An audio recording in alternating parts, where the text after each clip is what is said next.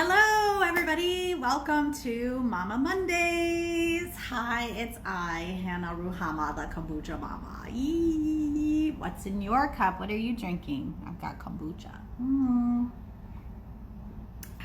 We now have kombucha on tap at kombuchakamp. And so this is the GT's Unity flavor, which is the cherry lemongrass coconut water. It's super delicious. We also have cold brew coffee, as well as Cannabliss, the pineapple Cannabliss. So if you're in the Los Angeles area and want to get some kombucha on tap and see the kombuchakamp facility, come on by. You can find us on Google, so just Google kombuchakamp and we'll be there. I'm so excited for my guest today. I'm going to bring her on right now. Her name is Holistic Hilda. We've been friends for many years, and let me just bring her on right now.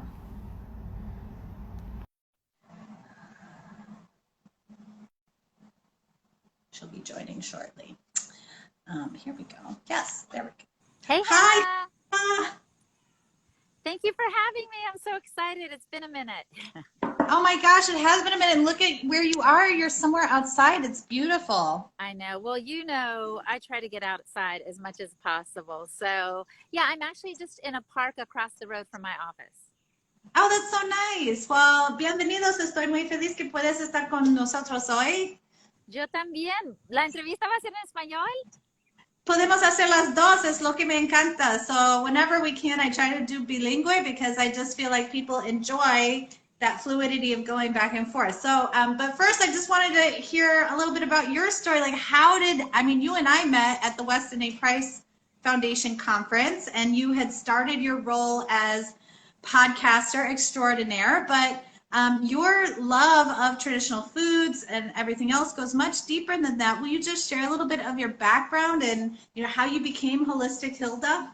Absolutely. So it's really funny because I was always about well-being because I was born with a birth defect. You might know this already, but I was born with a hole in my heart. And so my childhood was kind of fragile. Like I couldn't do too much. The doctors weren't sure, is the hole going to grow? It was about the size of a dime. And then when I was 9 years old, they did open heart surgery.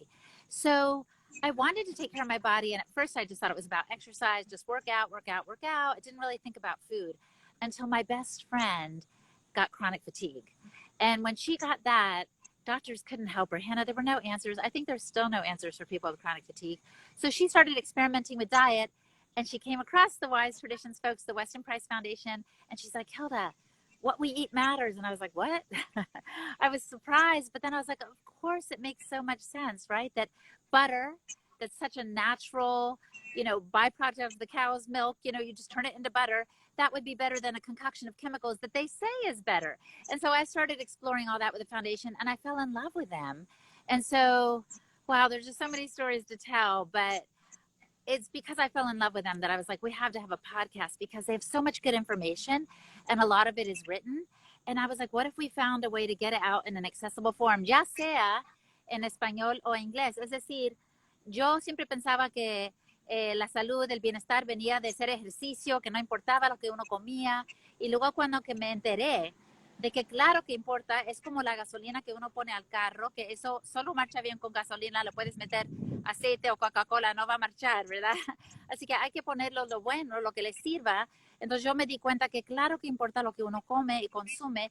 Me enteré de esta fundación, Weston A. Price, y me puse a ayudar a hacer correr la voz mediante el podcast y otros artículos y cosas así.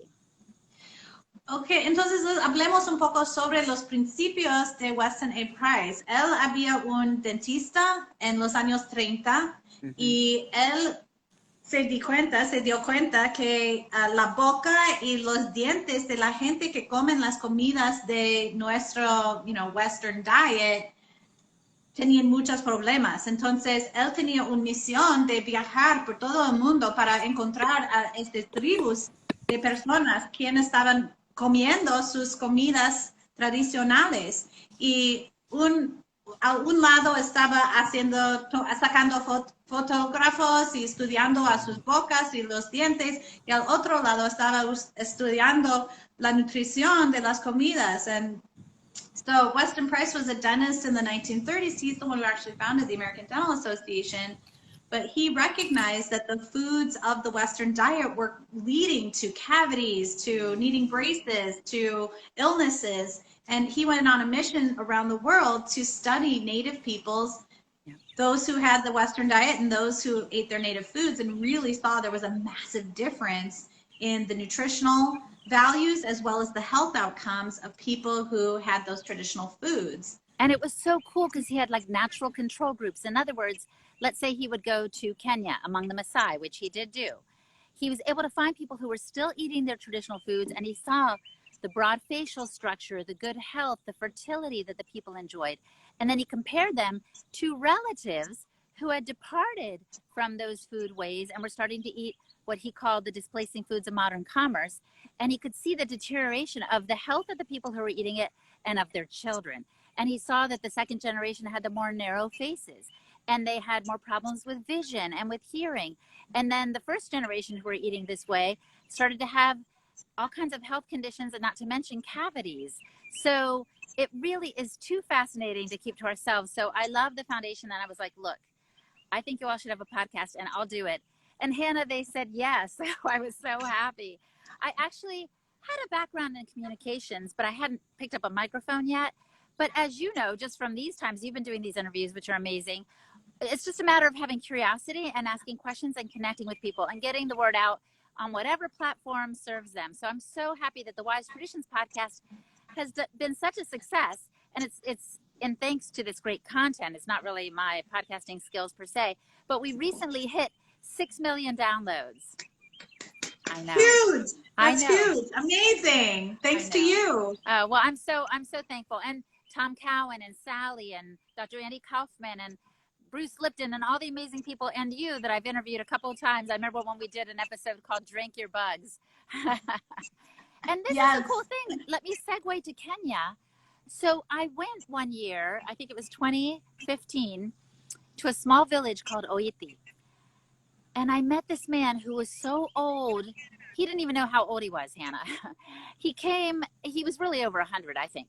He came, he approached me, and I was like, oh my gosh, I have to hear this man's story. I grabbed my phone, pushed voice memo, and just started interviewing him through a translator. I found out that as a child, he just ate whatever they hunted, you know, maybe a little wild fruit and honeys, but it was mostly whatever they hunted, raw milk from the cow, like the whole shebang. And I was like, this is amazing. And so I talked to him and other members of his tribe to say, we're not saying you should eat the American way. I come here in the name of the Weston Price Foundation. We're saying eat your way. And they were so happy in this village, the Oiti town, to receive this message. They said, from now on, we're going back to our traditional foods, because they had started having literally chai tea with lots of sugar and jam sandwiches. I mean, I saw this woman in this beautiful traditional dress one day, and she had a little jam sandwich on white bread in one hand and a chai tea in the other. And I was like, oh no. So they decided to go back to their traditional ways. When I went back a year later, they had done so. And so they were starting to enjoy the fruit of that. Literally, one woman quit her job, started gardening and having enough food in their garden to serve their family some fresh produce, but also to sell at market. So it was just a beautiful thing. And I'm so thankful. So I feel like it's just a message that needs to get out there in whatever way, shape, or form it can. And that's why I'm also bound to travel more, because this is not just a message for Westerners that we need to leave the packaged processed foods and eat nose to tail and all these things. It's kind of a journey of discovery for me, and to lift these traditions up that are still being kept in different parts of the world. So it's just a beautiful thing. Well, and to this point, like, you know, the word colonization or colonizing, like, we have exported this awful diet, unfortunately, all across the globe. And there has been a systemic repression of native food pathways. And I think one of the most important things we can do as human beings, as, you know, rebuilding the diversity, rebuilding the microflora, rebuilding the soil, rebuilding this connection back to the earth, is to really support, embrace, and help people to come back to those traditional food pathways. Because you know, when you live that close to the earth, you can't help but be in harmony with her. And when we try to put everything into a monoculture, nothing in nature exists in monoculture. look, you're under a tree. There's other trees nearby. There's different types of grass. There's different flowers. None of it is in a singular expression. There's always in an ecosystem and a diversity. And I think that the more we embrace that, support it, and elevate it, that is just going to have a better impact for everybody. And this permutation of wheat, corn, and soy, these subsidies that just allow these crops to constantly be turned into foodstuffs. I call them simulacrum because they're not real food. And we've been sold a bill of goods about, the word healthy or what's healthy. And it's so frustrating. And that's why when I discovered Weston Price back in 2010, it just was like, oh, being a Midwesterner, being told I can have cheese and milk and butter and all these things again, and meat and potatoes and the stuff that like I really resonate with because that's my heritage. Now you can't overconsume those things. So of course, everything that we're talking about, it's not, there isn't one of these foods that's going to, save us or anything. We do have to eat with diversity, but it just was such a relief to learn about that. And then to learn about grass-fed beef and grass-finished beef and regenerative farming and like really, again, just coming back and embracing these traditions and principles that human beings have always had. It's just they've been literally, we've been pushed off the farms into the cities and feel like we have no choice and no diversity when we're locked inside there. Yeah, when you say that about being pushed off the farms, it just reminds me of, what happened to the Native American population as they were shuttled off to reservations where their health began to deteriorate. Of course, they were cut off from their land, and there were a lot of reasons that may have contributed to health issues that those communities have. But one in part was being given government food. And I know because I've interviewed Sean Sherman, the sous chef, SIOUX, out in Minnesota, and he has talked to me at length about how we need to rediscover, like you said, our traditional foods, but also the diversity of those beautiful real foods and stop eating the pseudo foods. And I want to segue to tell one story. When I was in Australia, I went to this one town called Maningrida. And whenever people told me, or heard rather, that I was going there, they're like, why are you going there? Because it was like a reservation for Aboriginal people. I don't know which tribe, because there are like 700 tribes that make up the Aboriginal people. But it was so sad, Hannah, to see the people. There's one supermarket in this town, and that's where they're all going. Instead of doing the usual fishing and, feeding themselves as they knew best, they were taking all these packaged foods. And I saw some people drinking these little, almost like red Kool-Aid drinks like you would see at a 7-Eleven. And I was like, what have we done? What have we done in the name of, modernization or westernization or whatever it is? But I'm grateful to say, when I was there in Australia, I met a woman named Kama who started a group called Under the Shade. And her objective was to help, again, revive the traditional foodways of the people nearest where she lived in a different town. But it was beautiful to see. Yeah, some of these things have been lost, and that's heartbreaking, but also there's a possibility for these things to come back, which will be so nourishing for the spirit and the body. Absolutely. Well, one of the viewers was saying, our definitions of edible needs to be defined, right? Like, what do we, this word food even, and we see it so often, right? Like they'll demonize sugar, but are we talking about a highly processed corn product, or are we talking about something that comes from a grass, right? And so like on purpose, there's this muddying of the waters so that you can't get clarity on what it is, and a consistent desire to obfuscate what's on the label. If there's anything, I am 100% for transparency. I think people deserve the opportunity to make an informed decision so that they know what they're putting in their bodies. We want to talk about what's going on right now with this sort of health crisis, and really the people who are suffering the most are those who have comorbidities, are those who have been, eating healthy or low fat or sugar free, and yet they are suffering, because I truly believe, and it's so malicious the way it's presented in our society, that obesity in the United States is malnutrition. It is malnutrition. It isn't lack of self-control. You're putting addictive chemicals in food. You've got obesogens in plastics and receipts and all kinds of stuff. You're constantly exposing people to these toxins, and then you're yelling at them for not putting down the fork and exercising more, as if that's the problem. Right. Yeah, you know, it's so frustrating to me. And this is where I think, again, like reaching back out to these native cultures. And I love how much travel you do, because I really love travel. I first traveled at 15. I went to Europe as an exchange student and then with a school group, but then I went off on my own and just took the Eurail system by myself. I went to France, I went to Belgium, and it was amazing to, you know, Europe is one of those places where even as a young woman, I could travel freely and feel safe. I don't know that I would feel that way here in the United States, but, you know, it was just such a revelatory experience to different cultures, different foods. And even if you don't speak the same language, there's just some, you know, humans find a way to connect and communicate. So share a little bit more about your travels, because I love hearing what you're exploring. Well, it's been fascinating. And at first I thought, Hannah, that I was going to be following in the footsteps of Dr. Price. And I did. I mean, I went to Kenya, I went to Peru, I went to Australia.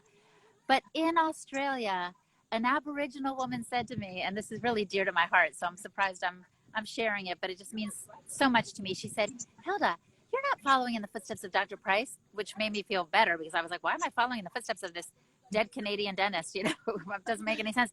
She said, you're doing what your ancestors have called you to do. She said, you are a First Nation person. Welcome home. And I was like, because my mom is from Mexico. My dad is from Cuba. I also have indigenous roots. I know it. I mean, on some level, we all do. So I was like, I was so touched. And so I kind of went, Hannah, with the idea, let me, yes, see where Dr. Price has been, but let me see if some of these traditional ways are still being kept. And I want to tell you a fun story. When I was in Kenya with my Maasai friend Dixon, he's the warrior that invited us over. By the way, I wasn't just like trying to show up, like ringing the doorbell at traditional people's homes. I often got invited. And he said to the Western Price Foundation, please send someone over. We're all getting sick. He said, I have diabetes. My wife has asthma. We're the Maasai tribe. You know, they're the ones that are usually you think of as very tall and hale and hardy. And they were getting sick. And he had seen the physical degeneration of his people, including in his own family, because they were taking in more foods from the shops, as they call it. So anyway, I went to be with him. He fed me a lot of amazing real food. I saw them slaughter like a little goat that we could eat it right there. And we were literally around the fire chewing the fat. And I was like, this is amazing. But the other thing he gave me was milk that he had put in a gourd for some time. And it became clabbered, I guess, is that the word in English? And so it was like a little soury, but he was like, this is the good stuff. Now, I wasn't used to eating that. So I did my best to drink it. And then I swapped mugs with my husband who came on this particular trip with me. And I was like, shh. And then he's like, Hilda, why did you switch mugs? And I was like, no, because I did want to receive everywhere I've been, actually. I want to receive the food they give me, as unique as it may be. But it is hard when you're not accustomed to it. In Peru, they have a lot of quinoa and potatoes. And they also have like a fermented potato soup that they almost liken to a penicillin, because, you know, foods can be our medicine. And so super healthy. And I was also really struggling to drink that. And I told them I'm a very small person, which I am. I was like, I can only eat so much. And they're like, here, take it to go. And I was like, but I was thrilled because I had this fermented soup in like the highlands and these like black mountains, kind of like South Dakota Black Mountains, outside of Cusco, I think it was. And in that school that we visited, Katie Williamson and I, she's known as Yo Soy Fermentista, you know her. Anyway, there we were in this like really remote school, and we asked the kids, we said, how many of you eat organ meats? So many hands went up. How many of you eat cuy? So many hands went up, which is guinea pig, you know, it's a thing there. And also in the school they had as a snack chicken feet, like literally chicken feet. So you could see the kids like sucking on it, getting all the collagen, everything they could out of it. So good. Sí, una de mis aventuras fue en Perú con Katita Williamson. Muchos aquí la han de conocer como Yo Soy Fermentista. Y ahí nos recibieron en una escuelita, en unas colinas muy lejos de la ciudad. Y los niños se veían tan saludables, hablaban quichua, todavía estaban obrando y trabajando en la tierra con sus padres, que muchos eran campesinos, y también comían como sus comidas tradicionales. La mayoría todavía estaban comiendo su sopa de quinoa, su sopa de papa fermentada. Era una cosa muy bella que observar. Y Catita y yo les dijimos, ustedes tienen el tesoro. Lo que tienen aquí es un tesoro. Porque a veces los niños piensan, me educo y voy a la ciudad. Pero les estamos tratando de decir, aquí tienen algo muy especial. Yeah, we try to remind the children, what you have is a treasure, that you get to eat your traditional foods and live so close to the land. And we were trying to encourage them to hang in there, because sometimes the kids get educated and they go off to the city to live thinking that's the trajectory they should take, but they have a beautiful gift where they are. And I think that's a lesson for everybody, even here in the United States. And it's so challenging because we've really made it difficult for small family farms to thrive. All of the subsidies go towards massive factory farming that gets sprayed with tons of toxic chemicals. And somehow this conventional is like you should have a permit for this kind of stuff, not the other way around. Organic is the way that farming has always been done. And we're in this inverted state here. And I think that that's truly like, I love seeing that there's opportunities for people. I think there's some grants so that people can get back to the land, because I think there's so much wisdom, hay sabiduría, hay información. La conexión es muy importante porque somos de la tierra, somos humanos, humus, right? Like we're made from, human comes from the root word humus, which is dirt. Like we are made of dirt. We are a mini planet, all of us. The composition of our bodies is the planet. And so what makes sense is for us to live in harmony with the plant. But I love what you said about all the fermented foods and them being weird, because, you know, Sandor talks about this whenever he travels. Like one person's fermented treasure is another person's like, bleh, get that away from me. So it's just true. It doesn't matter where you go on this earth, there's going to be something fermented. It's absolutely, food is our medicine. It always has been. Pachamama has everything we need, the hierbas, and we have to recordar cómo prepararles. No podemos dejar toda esta información, y entonces es muy importante que salvamos, que protegemos estas lenguas nativas, estas culturas nativas, porque hay mucha información que necesitamos como humanos. Y, I don't think that city life, well, I've grown up in cities my whole life, has always been the right answer. I think we need to get back to the land. We need to get back to Mother Nature. We need to protect these, like you're saying, these native languages, these native pathways, yes. And really put them side by side with everything, as opposed to underneath or below or inferior. It's absolutely not. In a lot of cases, it's superior because it has better nutrition. It's connected to the earth. It uses all parts. There's so much respect in how these foods are prepared and treated, compared to, I just rip open the package, snarf it, and, it just becomes garbage everywhere. That word respect is so important. That's something that I really learned when I was in Ecuador recently. I went just in July, and wow, the respect they have for nature. I went during the Inti Raymi festival, which I was told is this tremendous sun festival, and I found that it was much more than that, Hannah. It was a celebration of all the earth had given them, and a thankfulness. It was almost like a Thanksgiving. It was so beautiful. And I just love when you were saying, I don't know, that we're a part of nature, because when I met Mama Rosita, who was this curandera, partera, healer woman in the town of Otavalo, she kept saying, nuestro cuerpo es sagrado. Nuestro cuerpo es sagrado. And she just kept saying, our body is holy. And so there's even a sense, maybe because she's seen so many babies being born, I don't know, but there's really a sense in which she understood how beautifully and intricately we are designed, and how we are a part of nature. So after I met her, she invited me to be a part of this annual ritual bath or cleansing that they did in their community. And I was kind of nervous. I'm a cold adaptation girl, but I was like, I don't know, I was kind of shaking, not because I thought the water would be cold, but just because I was like, I don't know what to do. I've never been a part of something like this. And I felt very honored to be a part, but it really was just a ceremony of kind of letting the bad energy go and receiving the good energy. So we got in this like little creek, and they gave us a bundle of different herbs, some of which kind of make you itch. I don't know if it wasn't poison ivy, but it was something like a thistle of some kind that we would nettles we hit ourselves with, and then she would pour water on us, and it was just such a beautiful, again, I guess I would say harmony and communion with nature. She said this water is got good energy, you know, so we just received that and let anything bad go. And I just was like blown away at every turn about this kind of communion with nature. And one little anecdote I want to share, in the community of Santa Barbara, I was told that many community members got COVID in 2020. And this woman, Cristina, was telling me, this is what we did. We collected about 24 local plants and herbs, and we took them to every household. And she said, Hilda, no one was hospitalized and no one died. And I was like, oh my gosh. I was like, give me the list of the plants, you know. But then I was like, you know, part of what healed them, I'm sure, was that they were local, and it was given in a spirit of community and love. And I was like, she can give me the list. Maybe she will one day.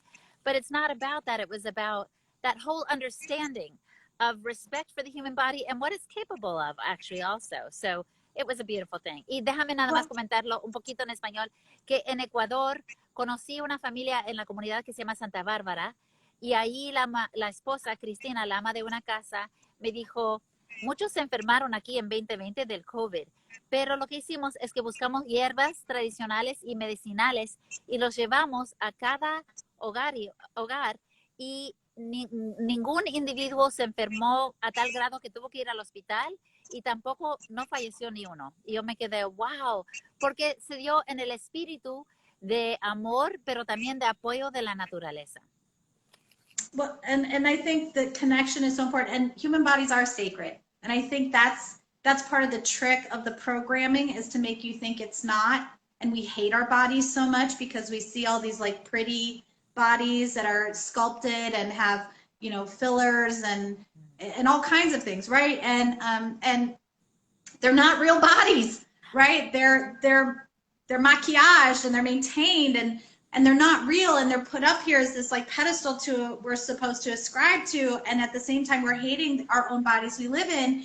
And that is so damaging, because even original sin, right? This concept in Christianity that like you're born and your body's an awful thing. Like there should never be shame about a human body, because we are made divina, right? We are made in the image. And I mean, that's my personal view, but I feel like that human bodies are sacred temples. And when we start to treat them like that, yes, in terms of everything we consume, so that can be our food, but it's also programming, and what are we listening to, and what are the intentions, and what are we hearing, and how are we presenting ourselves? And to the second point, intentionality. The more intentional we are, the more we put our energy into, like I was talking about making kombucha and stirring in the love, stirring in the hopes and the dreams. And we can even take low vibrational food and with energy elevate it and make it something that is better than what it actually is, just through our intentionality. And I think we have been tricked into believing we're not powerful beings, and the exact opposite is true. Todos somos diosas. Like, we are so powerful. When we tap into that part of, you know, being human, being part of this earth, being able to express this love and have this infinite capacity for love. I mean, these are all things that take time, effort. You know, I've had to go through my trauma. I'm eating my shadows. I'm fermenting all of my bad things. You know, it's not like we just come out perfect. We're not supposed to. Like, the whole point is we're here to explore, to learn, to be, to live. And part of that is this whole trajectory of, you know, how do we make sense of the light and the dark? How do we weave those things together and use them to our benefit, as opposed to, you know, ignoring the bad and only focusing on the good, or vice versa, just dwelling in what doesn't feel good. Like, we have to, I mean, I really think that's what we're here to do as human beings, is to figure that out and to help each other and do it in community. And that's what's so challenging about these times, seeing so much divisive rhetoric, when we really need to be reaching out together. And, you know, look, people are going to make the choice they make. They're going to make that choice because it feels right for them. And that's what needs to be respected, is that choice. Because, and then educating people how we stay safe and healthy as communities, right? As opposed to creating more fear, creating more division, and assuming there's a one-size-fits-all solution. There never has been, and there never will be. Oh, I really appreciate that. And I think one thing that can help every single one of us, whatever choice we make in the bigger picture, and that also kind of lowers our cortisol, kind of that fight or flight mode, is getting outside. You see me sitting out here. You guys, I used to be a fitness professional. I mean, I still am, but I used to teach regular classes. Now I travel too much to do that, but I would hardly spend 15 minutes outside. I would go from my house to the gym, to the grocery store, to pick up the kids from school, to home. And I had no idea that I was missing out on something so beautiful. And I think it reminds me that I'm a part of something greater when I'm also in nature. It reminds me, kind of like what you were saying, Hannah, of just being a part of this wonderful design. And we become disconnected from ourselves when we're in front of a computer or virtual stuff all the time, because that's not real. And this is so real. And so I really want to encourage people. It really has helped my sanity this past couple of years, is just to get outside more.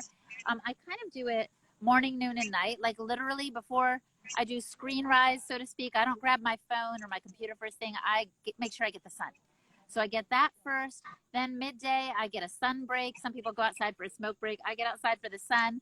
And then in the evening, I try to get the sunset. You know, I've learned a lot from biohacker friends, Dr. Jack Cruz, Thaddeus Owen, and others that I've interviewed on the Wise Traditions podcast. But from the traditional people that I'm with too, when I was in Ecuador, they were, oh, you would love this, Hannah. So the Inti Raymi festival includes some special dances that the people do. The men and the women take turns dancing on different days. The dance is like a stomp. I would demonstrate it, but it would look really crazy.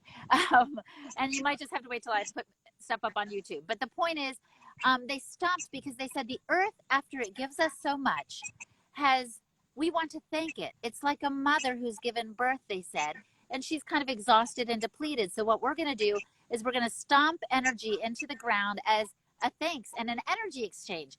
And so they stopped for days. Like they stomp. And I was just like, whoa, this is amazing. And I feel like in part, that's what keeps them grounded, is obviously their community traditions, but their gratitude for the earth and for the sun. And when we're always inside and virtual, we're thankful to Apple or whoever, you know, it's like, no, that's a company that's trying to make money off you. That is not a life-giving thing. Whereas the sun and the earth and the food, those are life-giving. So take a moment. And even if you're not super spiritual or whatever, it's fine. You can do some of this, like Thich Nhat Hanh has some prayers that are as simple as, I smile at my food. You know, I smile at those around the table with me. I breathe. You know, it's just like, oh, this is so simple and beautiful. And that gratitude, I feel like, makes the food even more nourishing. Exacto. Y es todas estas, like, no es solamente las cosas, sino la energía, la conexión que tenemos a la tierra, a la comunidad, y cómo lo podemos incluirlo en nuestras vidas. Aunque si vivimos en una ciudad, podemos tomar 5 minutos, un ratito para estar afuera, para respirar, para estar en el sol, para mirar, pájaros, butterflies, mariposas. Y podemos dar gracias a todos estos animales y cosas que todavía viven con nosotros, aunque todos somos en ciudades. Tan bello, sí. Y eso de salir afuera baja, fortalece el sistema inmune y baja el estrés. Y todos estamos siempre tan agitados, y cuando uno sale y ve un pajarito, le hace recordar a uno, yo soy parte de algo muy maravilloso aquí, y casi se me olvida. Y aún si tienes como una zozobra, una pena con un familiar o que una enfermedad, también el ver a la naturaleza te hace recordar, la vida sigue y mi vida sigue, y quizás lo que estamos experimentando en la tierra sea por un tiempo nada más, pero no es el todo, porque más adelante vamos a seguir viviendo de una forma u otra. Sí, y todo es un ciclo. And this is what I love about making kombucha, is it's a reminder of process. It's a reminder that things take time in order to flourish. And that every time we invest our energy, it's like a little visual reminder, tactile reminder that you reap what you sow. You put this love and energy into making kombucha or fermented foods or even cooking for your family. And on the other side of that, you receive so much more than just, calories and fat grams and this and that. Like the reductionism is insane to me. Like you get so much more because you're putting, again, intentionality doesn't have to be spiritual per se. It's just you using your conscious mind to say, I am doing this. We can all feel love, right? We've all know what love feels like. And so we know that it's real and it's palpable. And so when we infuse things with that, even if we're not in the best mood or state of mind, we can always make those shifts. But to your point, it really is stress that is the killer. And stress comes in any form imaginable. Bad diet, poor lifestyle choices, you know, focusing on negative things. And sometimes we can't help it. And that's where even just, you know, switching away, turning off those channels, finding some meditation music, sitting outside, giving yourself that break, just breathing. Breathing will just help calm your nervous system like instantly. There's so many easy things we can do no matter where we are, no matter what, you know, how much money we have in the bank or anything like that.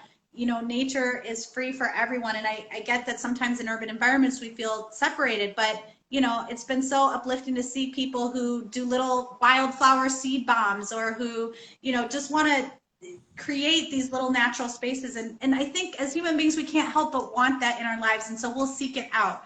So I just really love the work you do. And do you have any trips coming up? What's new? Oh, that's a great question. Well, I'm only going to Polyface in October, but I love seeing Joel. And part of what nourishes is community too. That's another thing I saw in Peru, Kenya, Australia, Ecuador. It's about getting together with people who lift you up. I like it. I understand when people say, I want to get together with like-minded friends. I understand that you want people, but what about the diversity too, right? It's okay to have diversity of thought and experience and just connecting with people, period. There is something energetically that is powerful about being with other people. So I'm going to be there in Polyface in October. Oh, and the Wise Traditions folks are having a conference near Dallas, Texas. You see, I got my hat, so I'm ready. In November, so I'm going to do that. And then I hope next year to collaborate with Galia Clayman in Mexico to do, and I know you've done some stuff too with them in Oaxaca.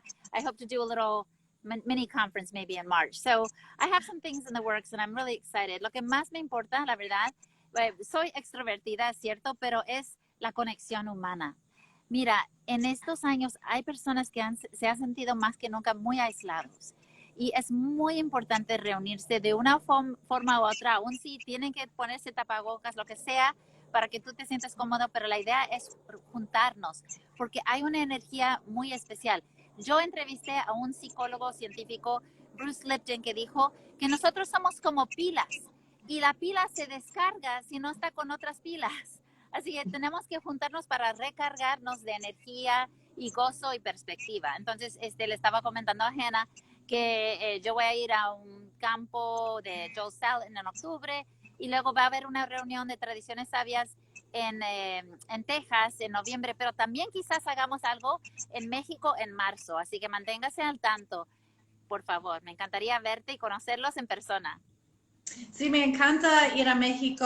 Yo me encantaba estar en Oaxaca para el Congreso de Fermentación. Pienso que hay uno que viene en octubre también con, no recuerdo quién está allá, tal vez Sandor, porque él tiene un libro nuevo y los Shakis siempre tienen libro nuevo. Pero sí, es importante que no solamente somos con personas que son semejantes a nosotros, porque la belleza de ser humana es que todos somos diversos y tenemos mucho más en común que no tenemos en común. Y lo que es importante es buscamos estos puntos para que tenemos conexión. Siempre me recuerda de mi SCOBY. El SCOBY es la madre de kombucha y las bacterias se exprimen celulos para hacer conexión. Y cuando hacen esto, se viene un piel, se viene como like a shield, a protection. Es una descripción muy importante. Para mí es un metáforo que pienso es importante. A ver, cuando hacemos estas conexiones, somos más fuertes. Like the SCOBY, how the bacteria excrete cellulose from their cell walls, they literally are creating a connection that turns into a skin, that turns into a defense mechanism. And so when we put out our nanofibers, a connection, when we connect with other people, it's so important because that is what keeps us stronger, is being in connection with others as opposed to being isolated, like you were saying.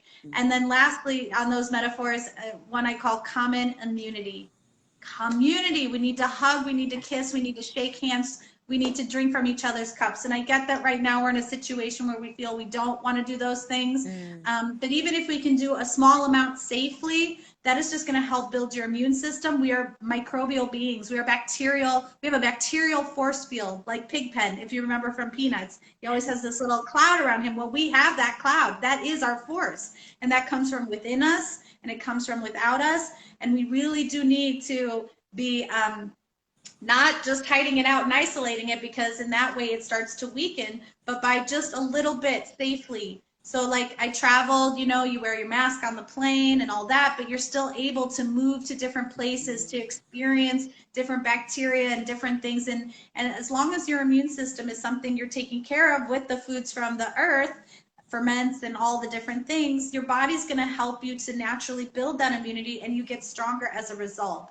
And so the more that we can do that, again, safely, I think the stronger we're going to be. And it's just, that's one of the most challenging things about what's going on right now, is so much fear and isolation, and it's driving people to be afraid of other human beings, which I think is really is a disservice. We so need each other right now. 100%. Yep, 100%. Y nosotros como, bueno, hispanohablantes, sabemos la importancia de la familia, de la comunidad, y ahorita como que se nos ha inculcado un temor casi de nuestro prójimo, ¿verdad?